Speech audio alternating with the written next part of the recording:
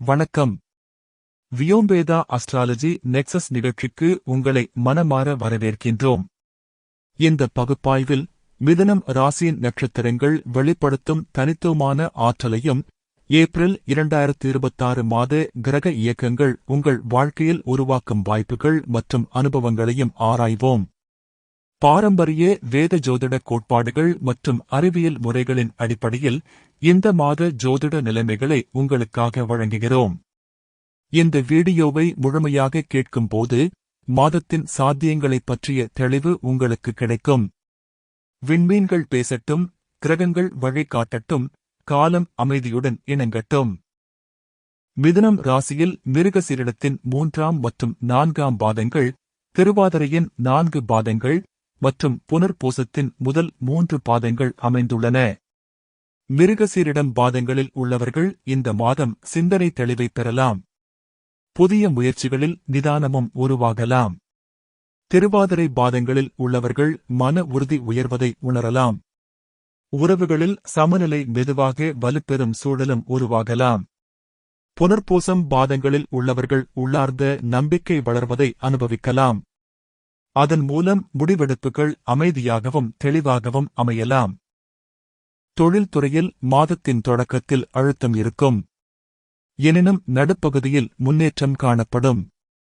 மேலும் குரு பகவான் தன்னம்பிக்கையை உயர்த்துவதால் புதிய வாய்ப்புகள் உருவாகும். பணவரவில் நிலைத்தன்மை மெதுவாக மேம்படும். அதே சமயம் தேவையற்ற செலவுகளை கட்டுப்படுத்துவது நல்லது. மாதத்தின் தொடக்கத்தில் சனி பகவான் தொழில் அழுத்தத்தை அதிகரிப்பதால் மன சோர்வு உருவாகலாம்.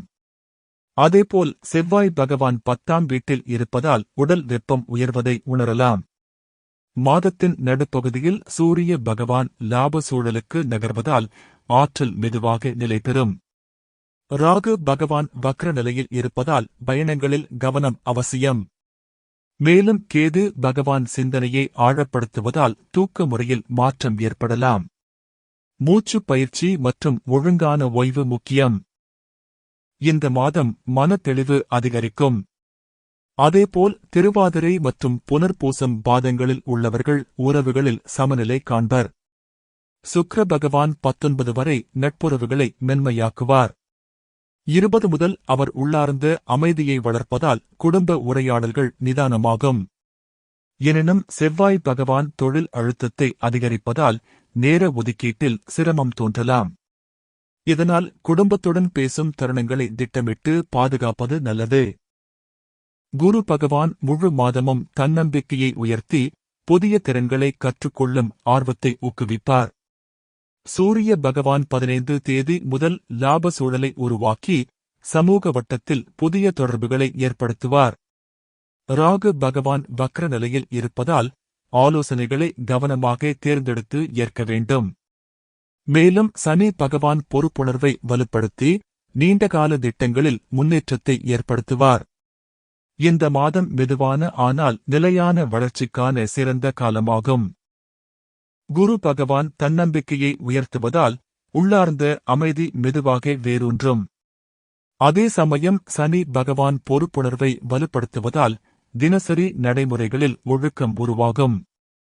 ராகு பகவான் வக்ர நிலையில் இருப்பதால் மனம் சில நேரங்களில் சிதறலாம். இருப்பினும் அவரின் அருள் மற்றும் சக்தி உங்களை உலகின் மறைமுக சக்திகளுக்கு முன் வணங்கும் மனப்பாங்குடன் ஆழ்ந்த ஆன்மீக பயணத்தில் வழிநடத்தும். மேலும் ராகு பகவானின் அருள் உங்கள் ஆன்மீக வளர்ச்சிக்கு ஆழமான வழிகாட்டியாக அமையும். எனினும் சூரிய பகவான் 15 முதல் லாப சூழலை உருவாக்குவதால் ஆன்மீக முயற்சிகளில் தெளிவு கிடைக்கும். மூச்சு பயிற்சி மற்றும் அமைதியான தியானம் இந்த மாதம் ஆழமான நன்மையை தரும். கிரகங்களின் அருள் உங்களை உள்ளார்ந்த ஒளிக்கு தள்ளும். மாதத்தின் தொடக்கத்தில் தொழில் அழுத்தம் அதிகரித்தாலும் நடுப்பகுதியில் சூரிய பகவான் மாற்றத்தை உருவாக்குவதால் முன்னேற்றம் காணப்படும்.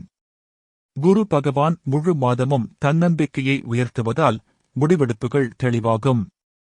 உறவுகளில் சுக்கிர பகவான் மென்மையை வழங்குவார்.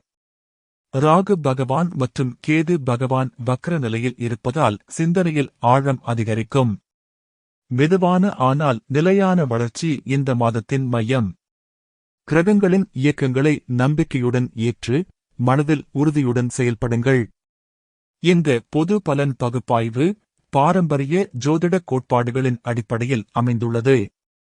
இந்த மாதம் உங்கள் முயற்சிகளில் முன்னேற்றம், உறவுகளில் இனிமை, உங்கள் வாழ்வில் அமைதி, தெளிவு மற்றும் ஒத்திசைவு நிலவ வாழ்த்துகிறோம்.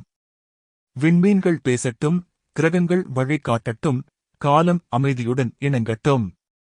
வியோம்பேதா அஸ்ட்ராலஜி நெக்சஸ் நிகழ்ச்சியில் இணைந்ததற்கு நன்றி. அடுத்த சந்திப்பில் மீண்டும் காணலாம்.